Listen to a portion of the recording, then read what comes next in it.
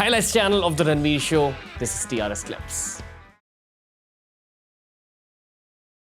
We're entering an era where it's robotics over demographics, right? Damn. Okay, so, and the reason is you have robots themselves, you have AIs, so you can substitute techno capital for human capital in more and more and more things. Go ahead. How far are we from that reality? It's Robotics? already happening, right? Yeah, I mean, like you can already have support bots. Support chatbots are better than human chatbots in many contexts, right? Okay, please Go ahead, correct yeah. me if I'm wrong. Yeah. The one thing I've learned about geopolitics is that whoever's richer wins the geopolitical game on many fronts. Oh, I so disagree with this. Okay. Yeah. You can. I want to be schooled, honestly. So Go. I'm gonna lay out a lot of the geopolitical narratives I've learned on the show. Yeah, and these are the narratives of my audience and a lot of people around the world as well. Okay. The countries that are richer win geopolitical races. That's one, as in geopolitical competitions. The second is that in order to become richer, you focus on manufacturing, and in order to improve manufacturing, you focus on infrastructure. In order to focus on infrastructure and manufacturing in the long term, you need more people. Like that's probably what's happened in the recent past, like with China's massive population, helping the manufacturing, helping the infrastructure growth, therefore helping them geopolitically. Okay. You're the first person who's come on and said that no, robotics is going to replace demographics as a requirement. Yes. I think the only way to predict the distant future is to kind of study the distant past. And in the distant past, wars were won because of technology. Whoever had superior technology would actually win the biggest wars.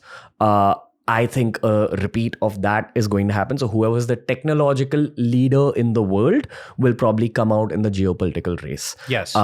Please correct me wherever you disagree with this narrative. So there's a lot of good there, but let me shoot at like about 5 different points there. Go for it. First is, why do I say the rich guy won't necessarily win, right?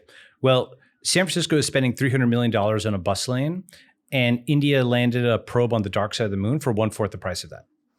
Okay. So when you're rich, but they're spending that inefficiently, they will become poor.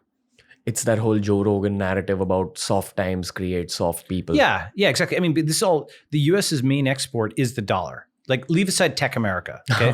Go ahead. No, go on. Yeah. So leaving Tech America aside, right? The main export is the dollar. And if you've got a printing press, why would you bother dirtying your hands mining coal, right? Why would you bother digging something out of the ground? Why would you bother, going and like actually creating value? Just run off another, $50 bills and hand them out. Of course, they don't actually physically do that, but conceptually, right?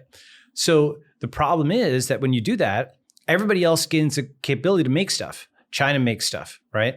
And the factories are in China. And then suddenly what happens one day is and this is the USA, it's just got a money printer and it administers a network. I'll come back to that point. But it's got a money printer, but it doesn't have, it doesn't have the factory and the manufacturing assets. It doesn't have the supply chain. And that's all overseas. And the real world is overseas. So in a sense, sometimes being so wealthy makes you like a spoiled, privileged guy who's inherited a huge fortune and doesn't know how to work for a living, right? They're so rich, they don't know how to work for a living, right? But the way I put it is, it's like founding versus inheriting. Okay. So think about a guy who founds a factory, and that's an entrepreneur, and they're like, Henry Ford or Rockefeller, like captain of industry. Then they pass it down, and then the 5th generation grandson or whatever inherits the Ford or Rockefeller name. So they're legitimate. But if you ask them to go and build a car factory or run an oil derrick, they're not competent. No offense to those guys or whatever. I'm not beating up with the Fords or Rockefellers. Just an abstract example. Point being that that's actually what has happened with the U.S. establishment. Like George Washington, or the guys that did the Manhattan Project, those are all like founder level guys who did like 0 to 1, something that had never been done before. And now all the people running the U.S. establishment are just inheritors. They could never have built those things in the first place. And in fact, what they have inherited, they've started to destroy with like the state of the streets of San Francisco and, in many other things. That's the most visible piece. Okay. It's where the abundance mindset goes wrong. Yeah. It's abundance mindset becomes arrogance mindset. Like it becomes infinity mindset. It's like nothing, no constraints. You print infinite money, nothing ever happens, right? So that's why the point about the richer party wins. The US only has financial wealth. China actually, has the physical world, and it does deals with the BRICS countries, and it's piping oil and so on. There's red America still does some physical labor, and gray America, tech America, still definitely generates value. But blue America, like the administrative state, is the majority. It's like dominant, and it doesn't understand that like the legal work that it provides to the rest of the world. Well, actually, here's one way of thinking about it. Think of the US as, like, especially after 1991, as being like the CEO of the world. Okay. Everybody else is like a worker that works, and the US provides the rules-based order, so to speak, and it fires or disciplines somebody who gets out of line, and it takes a cut for all of these services. Okay. But it's COO who has built this giant manufacturing thing no longer wants to listen to the CEO. And the COO is the one who actually knows how the whole thing works and knows where the screws are and the bolts and the nuts are. And that's like kind of similar to this conflict. And in many ways, a lot of other countries around the world also want to fire the CEO. They don't want the US to be, they don't want the US in control of all their affairs. They don't want them sanctioning this, sanctioning that, blocking this, doing that. The US, they don't feel, is a good leader anymore, right? And the leader, the CEO, is really mad about this because they don't want to lose their power, right? But they also don't want to, it's been such a long time since they were a rank and file worker who had to work for a living and actually had to build and ship things. It was like a couple of generations ago that they also don't know what to do outside of this. Okay, that's like a rough analogy for this, is that a good chunk of the world wants to, quote, fire the CEO, which is they want to fire the US as the leader of the world. There's a woman named actually Fiona Hill, who is a neocon-ish type, but who wrote a really good article about this a few months ago that Glenn Greenwald tweeted. And I want to say it's something like, it was the Lennart Meri lecture. Okay, so you can probably find it from that.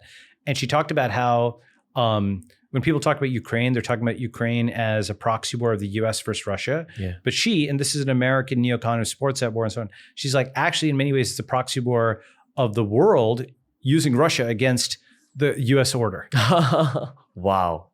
Okay. Okay. And she's like, lots of countries, even if they have no beef with Ukraine, no one has any beef with Ukraine, they don't like the US telling them, okay, we're going to sanction you here. You can't do this, human rights lecture, et cetera, et cetera. They don't believe the US has any authority on human rights after blowing up the whole Middle East to kill all these people, right? What authority does it have? It just said it's systemically racist at home, right? It said it hates black and brown people. Then it gets on, TV like 18 months later, and they're saying, we're the champion of democracy, and all the black and brown countries have to get behind us for Ukraine or whatever, right? So there's, the reason, by the way, do you know why that's a failure? You know why that happened?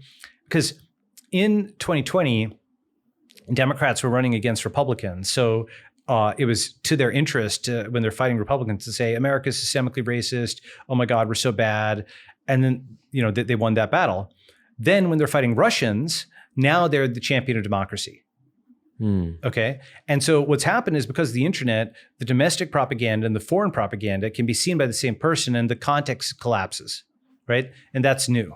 Right. And we have enough memory to remember things from just a little bit away. It used to be that the domestic message and the foreign message could be, like, who would read all the local papers and all the global papers and be able to put that together and disseminate that. You wouldn't be able to do that. So you could narrowcast one message and broadcast another message.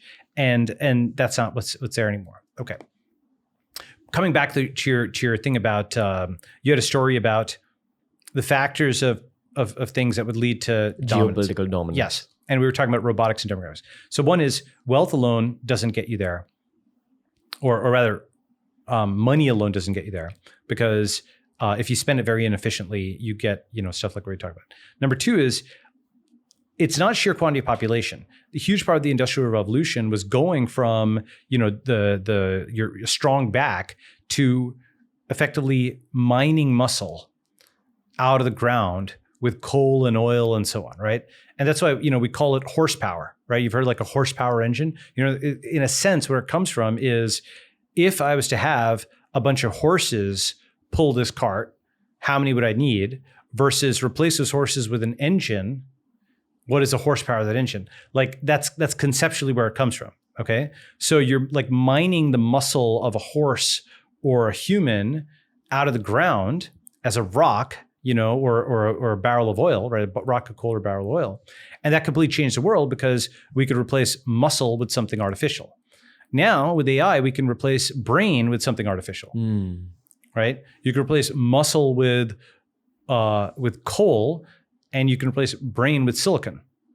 Okay, so that's as huge a change as like learning that you could use coal and oil to build engines, right? That's how big a deal AI is. That's why robotics is demographics, because you can put this brain into all kinds of things where there would have been a human brain before, just so you can put an engine into all kinds of things where there would have been a human muscle before, and that will increase our capabilities to an extent that people didn't even get yet, right?